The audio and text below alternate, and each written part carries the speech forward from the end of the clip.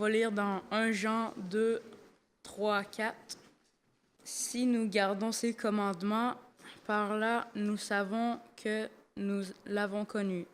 Celui qui dit « Je l'ai connu » et qui ne regarde pas ses commandements est un menteur, et la vérité n'est point en lui. Que Dieu bénisse la lecture de sa parole. Alors, on vous invite à vous asseoir pour le chant de préparation. L'hymne numéro 135.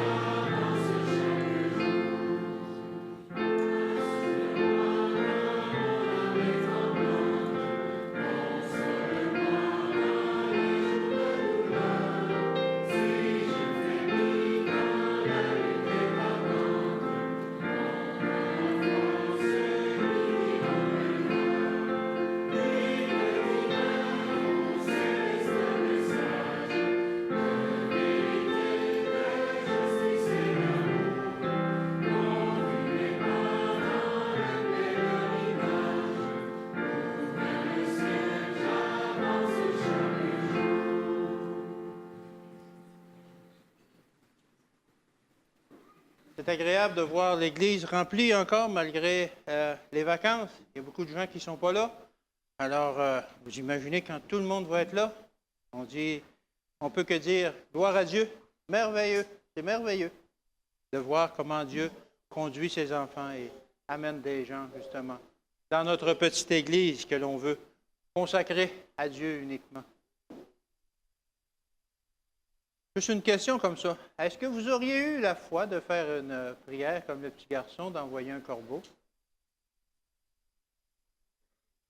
Je ne vous donne pas la réponse. Mais est-ce qu'on aurait cette foi-là? Je pense qu'il faut avoir cette foi-là, justement, d'être capable de demander à Dieu d'envoyer un corbeau pour la nourriture ou d'envoyer un ange lorsqu'on a besoin d'aide.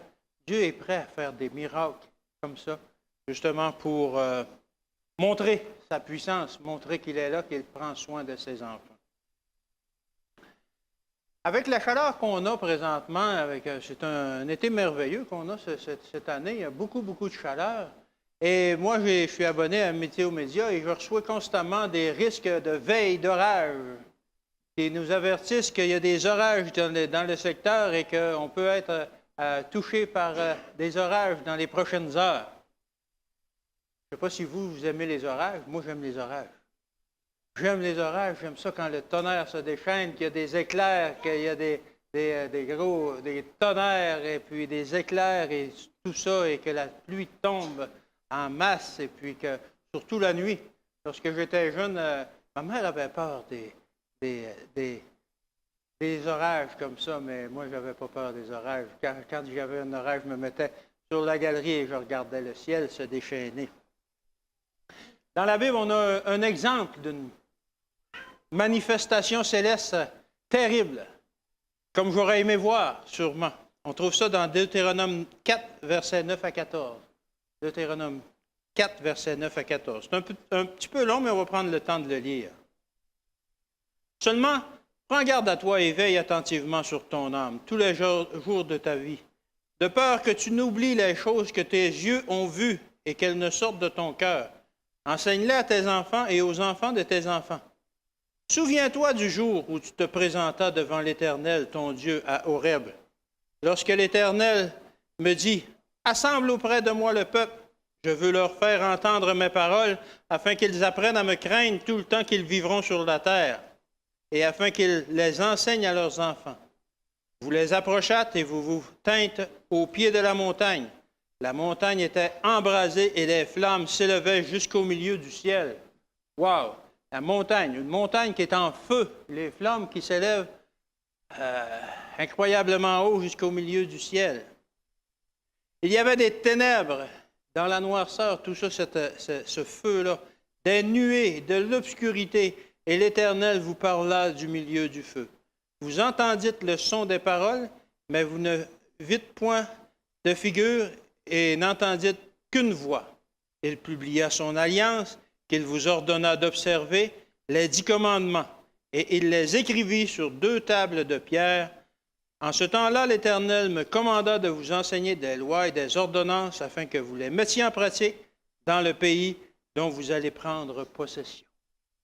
Alors aujourd'hui, je vais vous parler justement, pas nécessairement de la tempête qui a eu lieu, malgré que c'était sûrement très impressionnant, mais des lois que Dieu a pris la peine de faire une telle mise en scène pour présenter au peuple. C'était sûrement quelque chose de très important parce que c'était un tableau impressionnant. Les gens qui ont assisté à cela ont sûrement été restés marqués de cet événement qu'il y a eu. Mais puisque Dieu a pris la peine de faire une telle mise en scène pour présenter sa loi et ses ordonnances, je pense que ça vaut la peine d'en parler. Je pense que c'est quelque chose d'important pour lui, c'est quelque chose qui est primordial pour lui. Alors, je pense qu'il faut vraiment parler de la loi. Malheureusement, aujourd'hui, lorsqu'on parle de la loi de Dieu, il y a plusieurs des gens qui disent qu'on est des légalistes. Bon, ben vous parlez de la loi, c'est parce que vous êtes légaliste, vous voulez être sauvé en observant la loi, etc., etc. Mais c'est dommage que les gens aient cette attitude-là lorsqu'on leur parle de la loi, parce qu'en d'autres temps, ils sont contents que les gens observent la loi. S'il n'y avait plus de loi dans nos pays et tout ça, et les gens seraient très malheureux, ça irait pas bien dans le monde. Matthieu 5, verset 19. Matthieu 5, verset 19. Mais celui qui les observera et qui enseignera à les observer, celui-là sera appelé grand dans le royaume des cieux. Alors, si Jésus a fait une telle promesse au sujet de la loi, qu'il fallait les enseigner, les observer, c'est parce que c'est un sujet important et qu'on doit l'étudier comme il se doit. Dieu a pris le temps d'écrire sa loi de son propre doigt. Il a assemblé le peuple pour la présenter et ce fut un événement grandiose. À ce titre, nous aussi, on ne devrait pas avoir honte de présenter la loi. Même si aujourd'hui, les gens ne veulent pas en entendre parler, parce que la loi a été sortie de partout. On parle de la loi de Dieu. La loi a été sortie de partout sous prétexte qu'il ne faut pas blesser personne, il faut s'adapter à tout le monde, il faut que, justement, on n'interpelle pas personne et qu'ils se sentent mal pour les petits-enfants, tout ça, que quand on leur présente la loi, puis qu'on leur dit que la loi leur dit que ce qu'ils font n'est pas correct. Alors, on ne veut pas avoir la loi aujourd'hui. Mais la loi de Dieu, c'est une loi d'amour et de liberté, et il faut en parler. C'est la seule loi qui nous promet la liberté et l'amour. Premièrement, quelle est la définition de la loi? Qu'est-ce que c'est une loi? Qu'est-ce que ça représente? Alors, dans le dictionnaire, c'est simple. La loi nous dit que c'est un système de règles et de principes qu'une société ou un ensemble de personnes se donne pour régulariser les relations entre chaque membre et l'autorité. C'est très simple. C'est des règles de vie qu'on se donne. On est obligé de les mettre dans des lois parce que, justement, il y en a qui ne les respectent pas. Alors, on doit mettre ces règles de sécurité pour que tout le monde soit bien dans les relations qu'ils ont un envers les autres et envers l'autorité qui dirige soit le pays, soit l'organisation quelconque, ou tout ça. Ici, dans notre Église, on a des règles, on a des lois, on a des façons de faire que les gens respectent. Et dans notre société, à Saint-Georges, il y a des lois. On ne peut pas faire n'importe quoi. Dans notre province, il y a des lois. Dans notre pays, il y a des lois. Alors, on s'engage en tant que membre de ces organisations-là, de ces gouvernements-là, de ces pays-là, de respecter les lois. Vous imaginez si tout à coup, il n'y avait plus de loi pour la conduite automobile et puis que chacun, un matin, se lève et puis qu'il dise « Oh, aujourd'hui, moi, je conduis à droite » ou « Aujourd'hui, je conduis à gauche ». Hey, ça serait l'anarchie. Déjà, quand il y a un feu de circulation qui ne fonctionne pas, on a de la misère. Alors là, si chacun faisait tel qu'il voulait, ça n'irait pas bien. Ou si on abolissait la loi, puis qu'on libérait tous les meurtriers, puis les voleurs, puis les assassins, puis tout ça, parce qu'il n'y a plus de loi, donc on ne les garde pas, bien, ça ne serait plus la liberté pour nous. On serait obligé de se cacher, puis tout le temps se surveiller pour ne pas être agressé ou pour ne pas se faire voler nos choses, ou etc., etc. Ici, les gens sont assez respectueux des lois. Nous, chez nous, souvent, les choses sont dehors, même pas barrées, puis ça reste là, parce que les gens respectent la loi. Pas le fait qu'ils respectent la loi, c'est qu'ils sont respectueux du principe de la loi, de ne pas voler, de ne pas faire de telles choses. Alors, c'est la même chose pour la loi de Dieu. La loi de Dieu n'est pas là pour restreindre notre liberté et notre bonheur, mais plutôt pour assurer notre liberté et notre bonheur. Et cette notion de loi, de controverse avec la loi, deviendra un enjeu à la fin des temps. Matthieu 24 au verset 12. Matthieu 24, 12. Et parce que l'iniquité se sera accrue. Alors Matthieu nous avertit qu'à la fin des temps, l'iniquité va s'être accrue. L'iniquité, c'est-à-dire le péché, va s'accroître à la fin des temps parce que les gens, justement, auront rejeté la loi et voudront faire tout ce qui leur plaît, etc., etc. Et alors aussi, ça deviendra justement un enjeu à la fin des temps.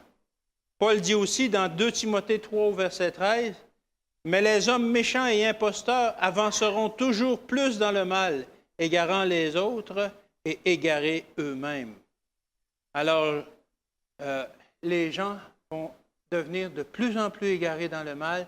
Le mal va devenir la norme. On le voit aujourd'hui déjà. Il y a beaucoup de sujets, de choses qui font qu'on voit que le mal devient la norme. On accepte des choses qui sont inacceptables. On dit souvent en farce, si vous faites le mal, faites le bien. Alors, en voulant dire, vous pouvez faire ce que vous voulez, en autant que vous y trouviez du plaisir, que ça vous plaît, que ça fait quelque chose pour vous. On le dit en joke un peu, mais c'est pas si en joke que ça, parce que c'est entré dans notre philosophie de faire comme ça. Le mal est en train d'entrer dans notre société. Jésus dit aussi que lorsqu'il reviendra, ce sera comme au temps de Noé. Le péché régnera, l'homme cherchant uniquement à faire le mal. Une telle situation ne devrait pas exister dans le peuple de Dieu. Et en fait, si on a accepté la nouvelle alliance, nous devrions avoir la loi de Dieu écrite dans nos cœurs. La loi en entier. Pas juste en prendre les parties qui font notre affaire, pas avoir une loi escomptée de 10 %, mais toute la loi. De 10 ou 20 % si on n'accepte pas 1, 2 ou 3 commandements, mais toute la loi écrite dans notre cœur. Les 10 commandements nous ont été donnés pour la première fois au mont Sinaï. Est-ce que c'est ça? Non. Les 10 commandements ont existé de toute éternité. On retrouve les commandements dès le début de la Bible. On a plusieurs exemples de tout ça. On peut en citer quelques-uns. Dans Genèse 26 au verset 5. Genèse 26, 5. Parce qu'Abraham a obéi à ma voix et qu'il a observé mes ordres, mes commandements, mes statuts et mes lois. Abraham observait déjà les commandements, les statuts, les lois. Abraham était conscient que les commandements existaient, même s'ils n'avaient pas encore été donnés au mont Horeb, même s'ils n'avaient pas encore été gravés par le doigt de Dieu sur des tables de pierre, Abraham connaissait les lois. Genèse 39 au verset 9 aussi. Genèse 39, verset 9. « Il n'est pas plus grand que moi dans cette maison. » C'est Joseph qui parle. « Et il ne m'a rien interdit, excepté toi, parce que tu es sa femme. » Et il conclut, « Comment ferais-je un aussi grand mal et pécherais-je contre Dieu? » Qu'est-ce qui donnait la connaissance à Joseph que tromper, de coucher avec la femme serait de l'adultère? Joseph parle et il savait que l'adultère était mal, que c'était un péché. Il savait déjà que cette notion de péché était là, existait déjà avant Moïse. Il connaissait la loi qui régissait les relations entre mari et femme et il voulait les respecter. Il ne voulait pas pécher contre Dieu. Il savait qu'un manquement d'observation à la loi, c'était un péché. Comment les gens à cette époque savaient-ils qu'ils ne devaient pas commettre l'adultère, qu'ils ne devaient pas voler, qu'ils ne devaient pas tuer? Parce que Dieu avait déjà donné sa loi. Il avait dû en informer Adam et Ève oralement, en discutant avec eux, dès le paradis terrestre, ou peu après la chute, je ne sais pas, parce qu'avant, la loi probablement s'observait de façon naturelle, mais après, peut-être qu'il a dû leur donner la loi, justement leur dire qu'est-ce qu'il ne fallait pas faire. Genèse 4 au verset 7, Dieu parle à Caïn. « Certainement, si tu agis bien, tu relèveras ton visage. Si tu agis mal, le péché se couche à la porte, et ses désirs se portent vers toi. Mais toi, domine sur lui. » Dieu avait déjà enseigné à nos premiers parents, dès le début de la création, l'existence de la loi et l'observation de la loi qui était nécessaire. Fais attention, quand le péché est à sa porte, là, il frappe à ta porte, il veut justement vaincre sur toi, mais toi, domine sur lui. De plus, la loi n'est pas uniquement pour les Juifs. Plusieurs disent une telle chose. Ils disent que les 10 commandements sont pour les Juifs. Ils ont été donnés au mont Horeb, donc c'est pour les Juifs. C'est au mont Sinaï, c'est pour les Juifs uniquement. Mais les commandements ne sont pas uniquement pour les Juifs.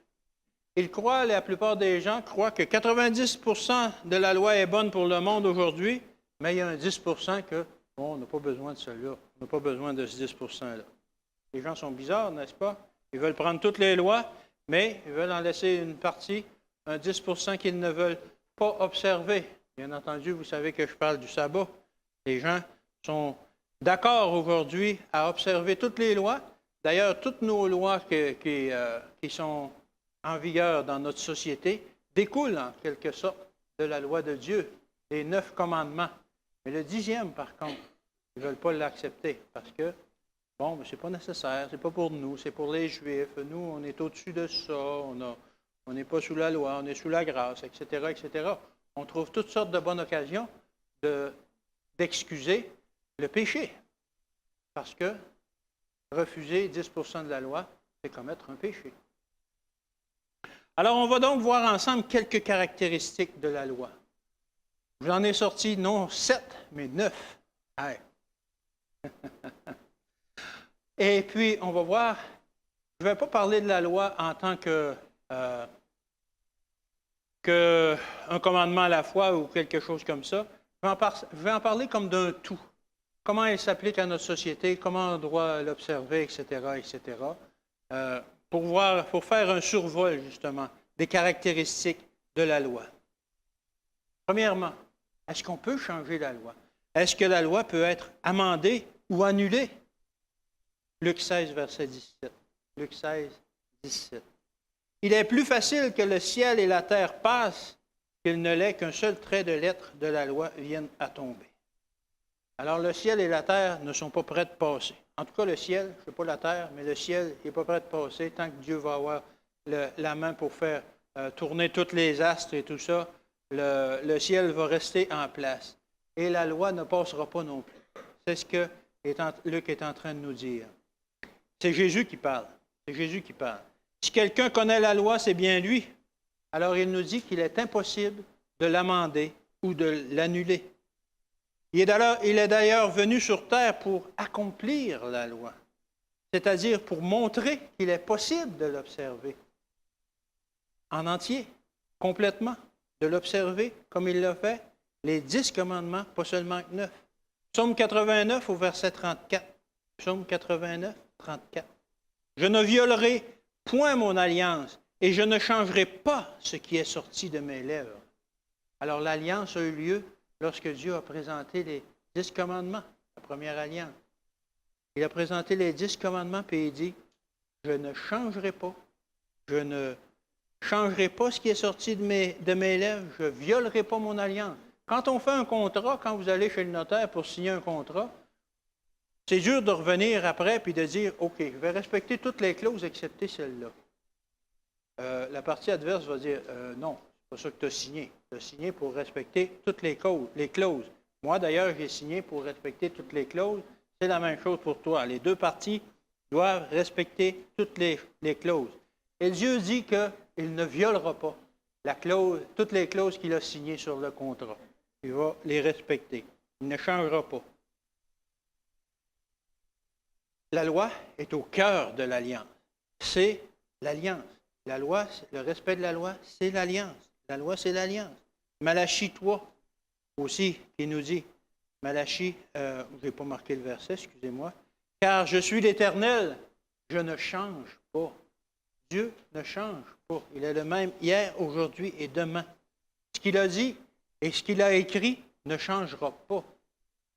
C'était ça hier, c'est encore ça aujourd'hui, et puis ça va être ça pour l'éternité. Et savez-vous pourquoi ça ne changera pas? Parce que si on voudrait changer la loi, on devrait changer Dieu. Parce que la loi, c'est l'expression du caractère de Dieu. Les 10 commandements sont la parfaite expression du caractère de Dieu. D'ailleurs, dans la Bible, lorsqu'on décrit Dieu par ses différents qualificatifs, on retrouve aussi des versets qui, en contrepartie, décrivent la loi avec les mêmes qualificatifs. Je n'ai pas sorti tous les versets, mais on peut vous en énumérer quelques-uns. Chacun des deux a les mêmes qualificatifs. Luc 18, verset 19 dit que la loi est bonne. Dieu est bon aussi. Que Dieu est bon dans Luc 18, verset 19, la loi aussi est bonne. Dieu est saint, Isaïe 5, verset 15. La loi aussi est sainte. Romains 7, 12. Dieu est juste, Deutéronome 32, 4. La loi est juste. Dieu est parfait, la loi est parfaite. Dieu est amour, la loi est amour. Dieu est vrai, la loi est vraie. Dieu est spirituel, la loi est spirituelle. Dieu ne change pas, la loi ne change pas. Dieu est éternel, la loi est éternelle.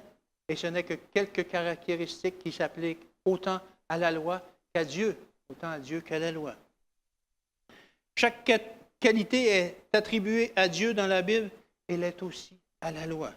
La loi de Dieu est la parfaite expression de sa volonté et de son caractère. Donc, vouloir changer la loi, c'est vouloir changer de Dieu. On ne peut pas changer la loi sans vouloir changer Dieu. Et ne pas accepter la loi, c'est ne pas accepter Dieu. Parce que Dieu est un tout, Dieu est un être qui se décrit par la loi, qui a les qualificatifs de la loi.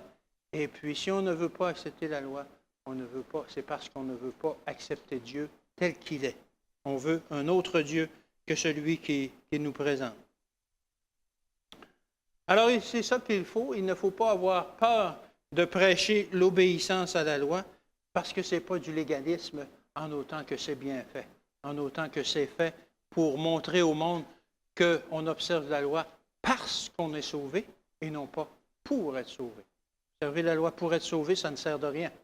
Observer la loi parce qu'on est sauvé, c'est rendre honneur à notre Sauveur, à notre Dieu. Deuxième point, la loi de Dieu nous aide à définir le péché.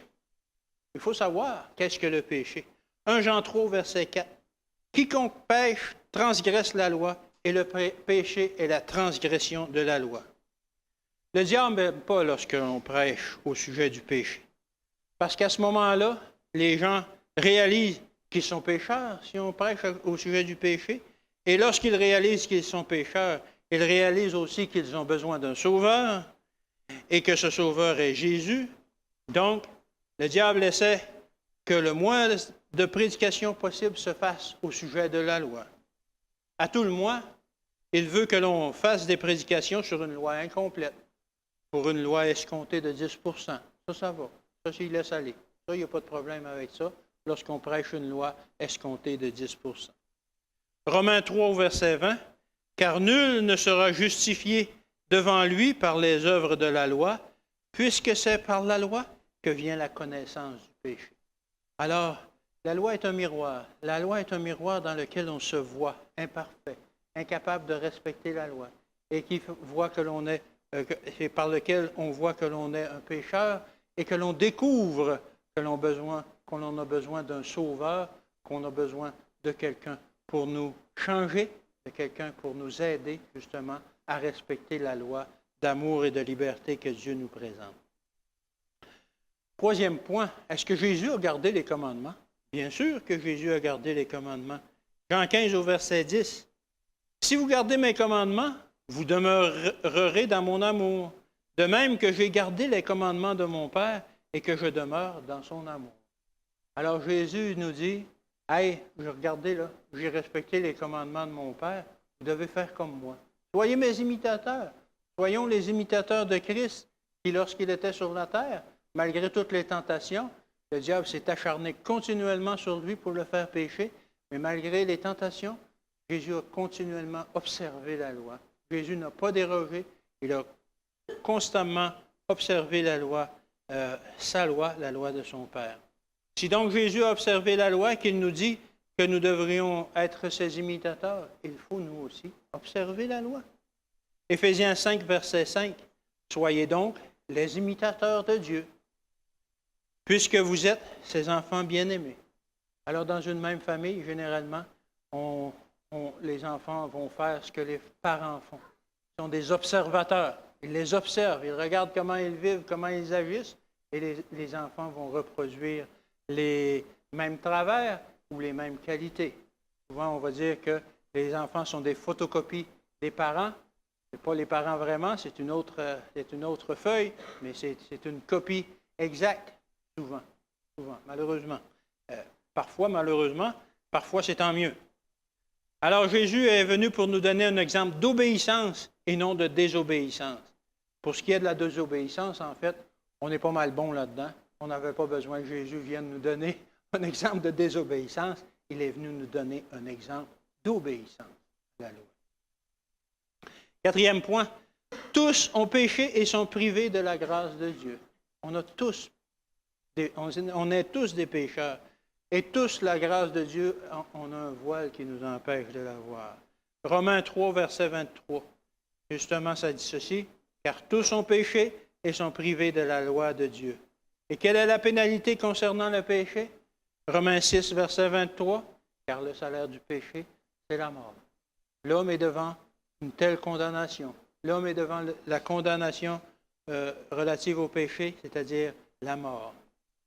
Je ne suis pas en train de dire, encore une fois, je veux être bien clair, que la loi sauve du péché, mais elle enseigne ce qu'est le péché, ainsi que la pénalité qui vient avec. Si on ne connaît pas les lois, c'est dur d'appliquer la pénalité qui vient avec. Mais Dieu a fait connaître ses lois. Dieu a démontré par sa loi que tous sont pécheurs et tous ont besoin du Sauveur, à la condition que l'on reconnaisse notre condition et qu'on accepte le salut proposé par Jésus. La loi nous enseigne qu'on est tous condamnés à mort. Si la loi nous enseigne cela et que la loi nous enseigne aussi que Jésus peut être notre sauveur, alors la loi est utile. La loi est utile. La loi est un professeur. La loi est quelque chose qui nous enseigne, qui nous aide à faire comprendre que justement, on a besoin de Jésus et que le salut est disponible pour nous. Cinquièmement, est-ce que les chrétiens devraient garder les commandements? Souvent, on se demande ça. Les chrétiens disent, non, nous, on n'a pas besoin de garder les commandements. Matthieu 19, au verset 17. Matthieu 19, verset 17. Il lui répondit, « Pourquoi m'interroges-tu sur ce qui est bon? Un seul est le bon. Si tu veux entrer dans la vie, observe les commandements. » Alors Jésus s'adressait ici à quelqu'un qui lui demandait justement qui était bon. Alors Jésus dit seulement Dieu est bon. Mais si tu veux entrer dans la vie, observe les commandements. Si c'est bon d'observer les commandements et que chacun aspire à ce qui est bon, alors il faut observer les commandements. Que l'on soit juif, chrétien ou de toute autre religion, si on aspire à entrer dans la vie éternelle, il faut observer les commandements. Voyons clair encore une fois, on n'observe pas les commandements pour être sauvé, mais parce que nous sommes sauvés. Le salut vient toujours avant l'obéissance. En Égypte, lorsque Dieu a préparé les Hébreux pour les faire sortir d'Égypte, il ne les a pas fait sortir parce qu'ils observaient les commandements. Ils avaient complètement oublié les commandements. Ils étaient maintenant avec les coutumes et les pratiques des Égyptiens et ils avaient complètement oublié les commandements de Dieu. Mais Dieu a plutôt apporté le salut avant l'obéissance. C'est-à-dire qu'il a présenté le plan du salut. Il dit, voici l'agneau, voici le sacrifice, prenez le sang, mettez-le sur vos linteaux de porte et vous serez épargnés par l'ange de la mort qui vient pour prendre le plus vieux de chaque famille. Qu'est-ce qu'ils ont fait? Le salut est arrivé, ils ne connaissaient pas encore l'obéissance, et après ça, l'obéissance est venue. Donc, effectivement, on n'obéit pas pour être sauvé, parce que le salut vient toujours avant l'obéissance. La vraie obéissance s'entend. Les commandements sont venus après seulement. Le salut vient avant l'obéissance. D'ailleurs, nous ne pouvons pas obéir si nous n'avons pas été sauvés et n'avons pas accepté d'être changés. Après vient l'obéissance. Nous ne sommes pas sauvés par l'obéissance à la loi, mais nous sommes définitivement perdus lorsqu'on choisit de désobéir à la loi. 6e point, comment est-ce possible d'obéir aux commandements? Philippiens 4 au verset 13. Je puis tout par celui qui me sanctifie. Est-ce que la Bible contient des mensonges? Est-ce que ce verset est un mensonge? Sûrement pas. La Bible ne ment pas. Et lorsque Paul dit qu'il peut tout par Jésus qui le sanctifie, il parle d'obéissance. Il ne parle pas de faire descendre la pluie ou peu importe. Là. Il parle d'obéissance. On peut obéir par la puissance de celui qui nous sanctifie. Celui qui nous donne la loi nous donne aussi la possibilité et la puissance pour obéir à cette loi. L'obéissance dans la mission qui était attribuée à Paul, mais l'obéissance aussi au commandement de Dieu. De plus, cette fois, il est bon de parler que cette fois, Paul, il parlait de la vraie obéissance. Paul était quelqu'un qui obéissait au commandement avant. Saul, je devrais dire, Saul était quelqu'un qui obéissait au commandement dans sa vie, alors qu'il persécutait les chrétiens. Il obéissait au commandement pour être sauvé. Mais lorsqu'il a rencontré Jésus sur le chemin de Damas, il s'est rendu compte que ça ne servait de rien. Et après ça, il obéissait encore au commandement. Mais il obéissait au commandement cette fois parce qu'il avait été sauvé, et non pas pour être sauvé. Paul avait compris justement la grandeur du salut et que la loi vient aussi avec le salut. Cette obéissance vient parce qu'on est sauvé justement et non pour être sauvé. D'ailleurs, aussi, Jésus va nous donner la force d'obéir. D'ailleurs, ça n'a jamais été mentionné dans la Bible ou nulle part ailleurs que c'était facile d'obéir à la loi. Ce n'est pas facile nécessairement, parce que notre tendance humaine nous amène toujours à rejeter la loi. C'est continuellement une lutte, peut-être pas pour vous, mais pour moi en tout cas, une lutte d'obéir à la loi, parce qu'on a tellement de tentations, de désobéissance, et le péché est tellement tentant qu'on est continuellement tenté de désobéir à la loi. Mais il faut garder dans l'esprit que pour être les imitateurs de Jésus, il faut accepter d'obéir à la loi et que Jésus va nous donner la force, justement, d'obéir à cette loi. Est-ce qu'on est prêt à faire de l'expérience de cette puissance dans nos vies? Est-ce qu'on est prêt à mettre dans nos vies la puissance que Jésus veut donner, que Dieu veut mettre en nous pour obéir à la loi? Est-ce qu'on est prêt à obéir et à faire connaissance avec cette puissance qui va nous changer? qui va faire de nous des pécheurs, qui va faire de nous des êtres semblables à Dieu alors qu'on n'était que des pécheurs. C'est un travail qui est de longue haleine, mais c'est ce qu'on appelle la sanctification, et cela se fait justement après la conversion, lorsque l'on a décidé justement qu'on voulait changer, qu'on voulait accepter Jésus comme notre Sauveur. Numéro 7. Quelle est la différence entre l'ancienne et la nouvelle alliance? Souvent, on dit que l'alliance, la nouvelle alliance, c'est celle du Nouveau Testament. C'est celle que Jésus a apportée alors qu'il dit qu'il va écrire les lois dans notre cœur. Mais est-ce vrai?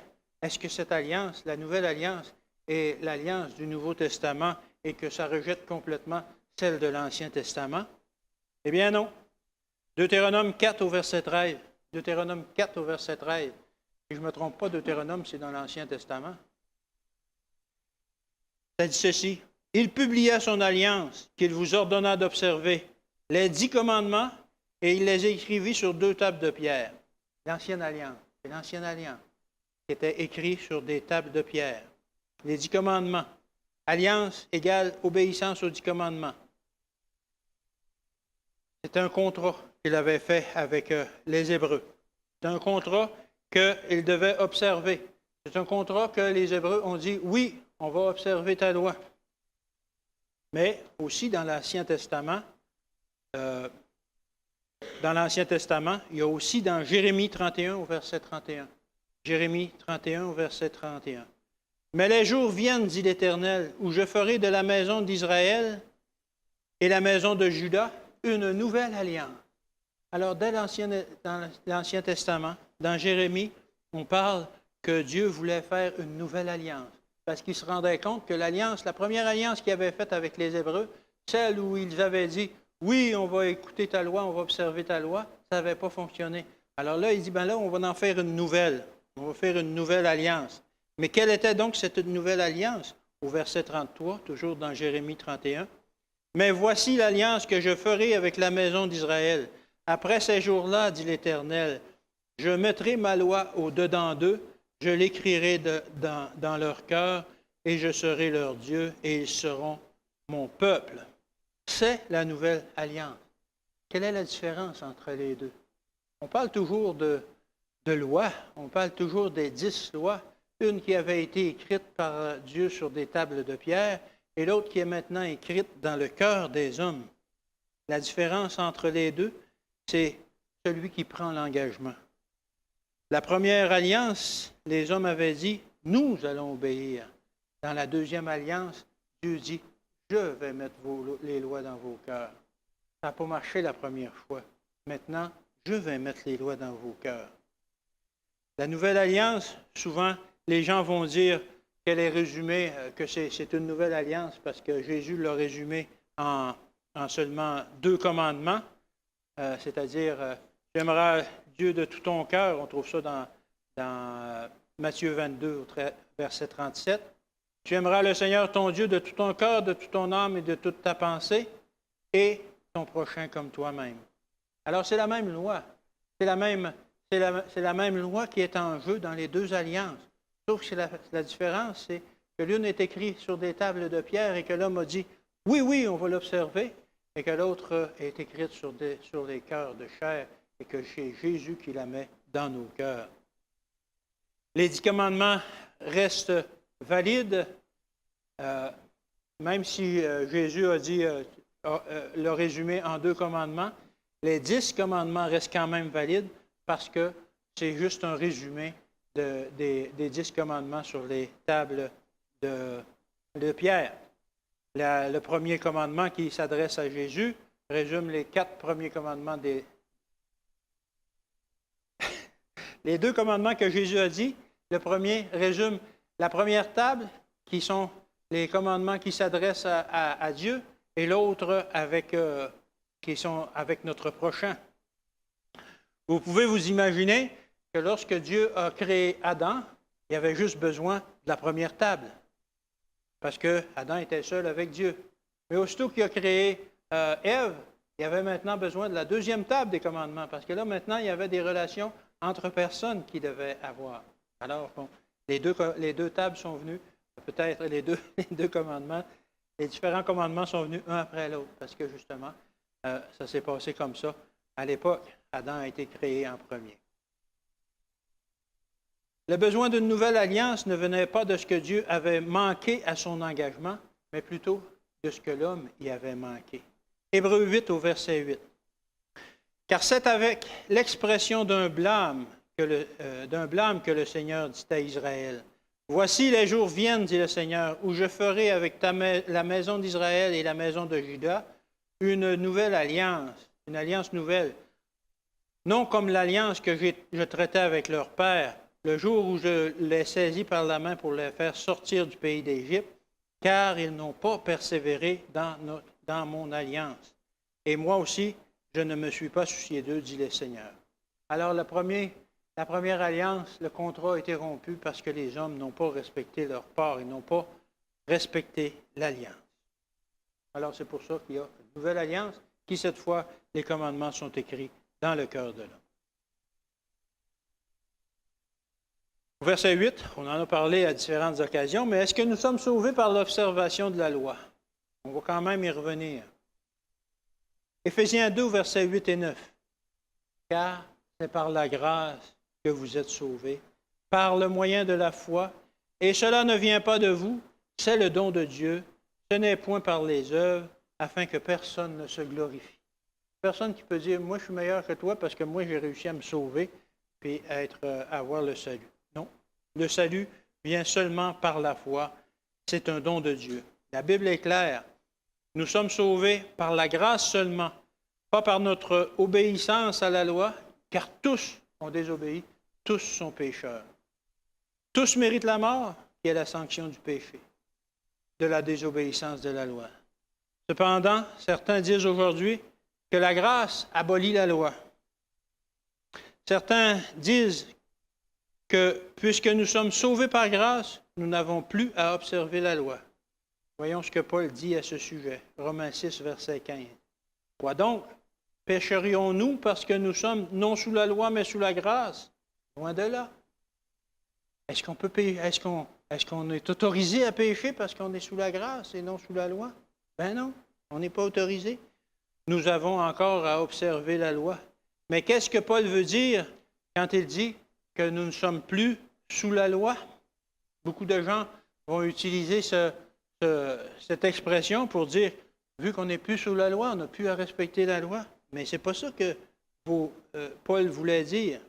Bien sûr, ce qu'il voulait dire, c'est que maintenant qu'on n'est plus condamné par la loi, parce qu'on a été sauvé, on n'est plus sous la sanction de la loi. Maintenant, on est sous la grâce. Vu qu'on est sous la grâce, on n'est plus condamné par la loi. Mais ça n'empêche pas qu'il faut continuer d'observer la loi. Il y a un autre verset, par contre, qui peut amener à controverse. Romains 2, verset 13.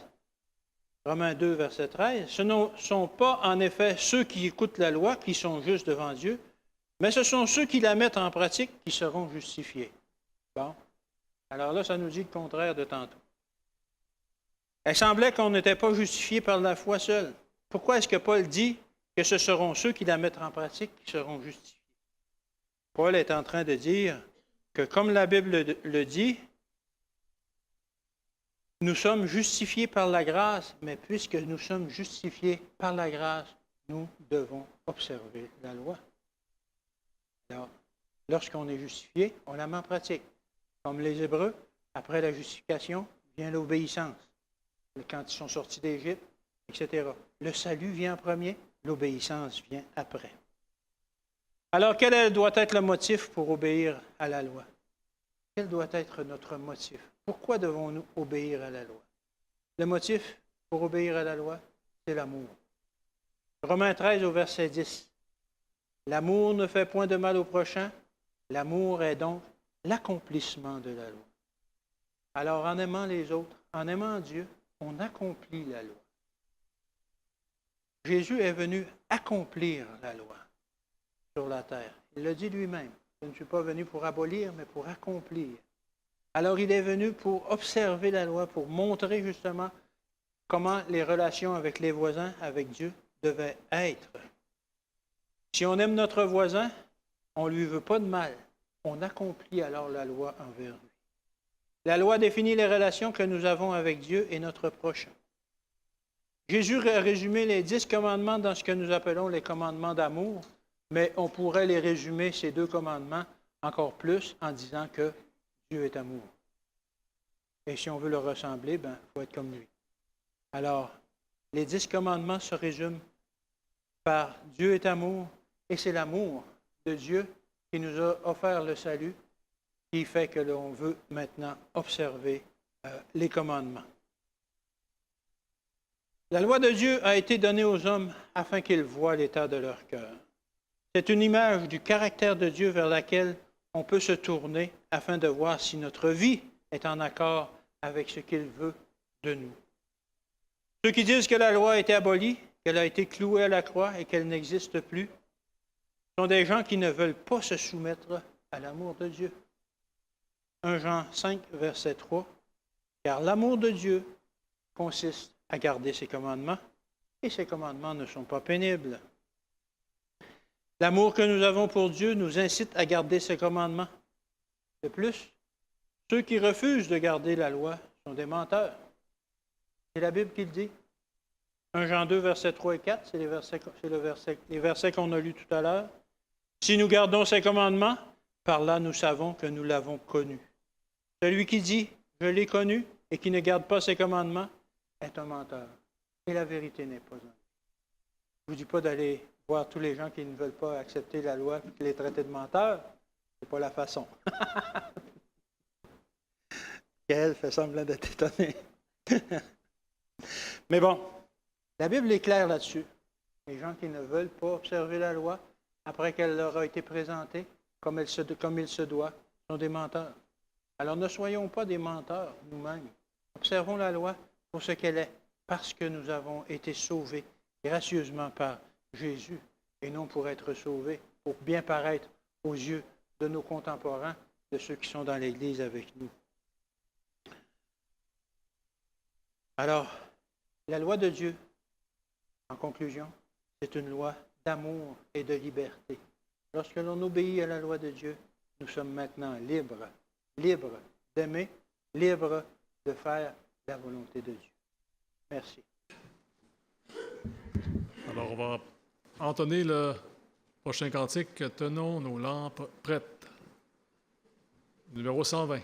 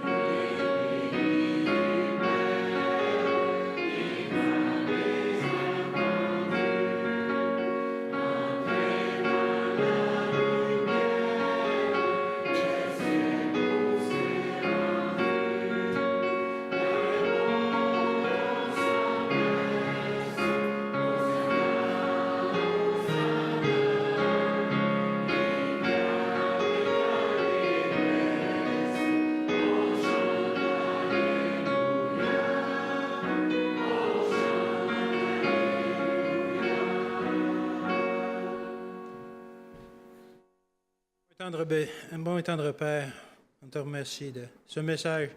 Seigneur, oui, on veut que tu nous donnes la puissance, Seigneur, que tu nous donnes les moyens d'observer ta loi, afin que nous soyons un témoignage devant les gens que nous côtoyons. Non pas un témoignage que nous observons les commandements par notre propre capacité, mais que tu es un Dieu qui donne la possibilité, qui donne le courage, qui donne la force d'observer les commandements malgré les tentations. Seigneur, on te demande de raccompagner ces gens. Sois avec eux, bénis-les au cours de la semaine, alors que nous serons tous occupés à différentes occupations. Que tes anges soient avec nous pour nous protéger. Et c'est au nom et par les mérites de ton Fils qu'on te le demande. Amen.